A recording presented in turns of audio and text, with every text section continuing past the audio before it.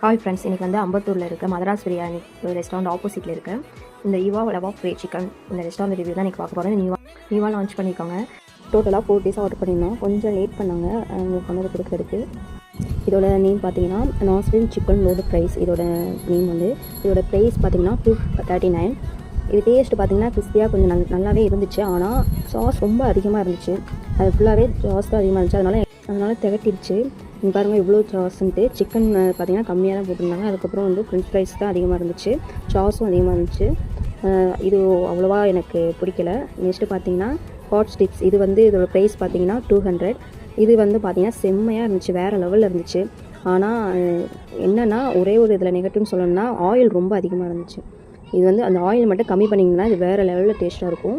பாருங்கள் எவ்வளோ ஆயில்ன்ட்டு. இது ஓகே, அவ்வளோவா திகட்டலை, நல்லா இருந்துச்சு. அதுக்கப்புறம் இந்த ட்ரிங்க்ஸு இதோட நேம் பார்த்தீங்கன்னா லோட்டஸ் பிஸ்கோ கோப்பா. இது வந்து ப்ரைஸ் வந்து 180 போது இது கொஞ்சம் அதிகமாக தான் இருக்குது ப்ரைஸ் வந்து. ஆனால் டேஸ்ட்டு செம்மையாக இருந்துச்சு. ஃபைனலாக பார்த்தீங்கன்னா பர்கர். இந்த பர்கர் வந்து டேஸ்ட்டு சொல்லணும்னா வெரி பேடு. எனக்கு இந்த டேஸ்ட் பிடிக்கவே இல்லை சுத்தமாக. இந்த வீடியோ யூஸ்ஃபுல்லாக இருந்துச்சுன்னா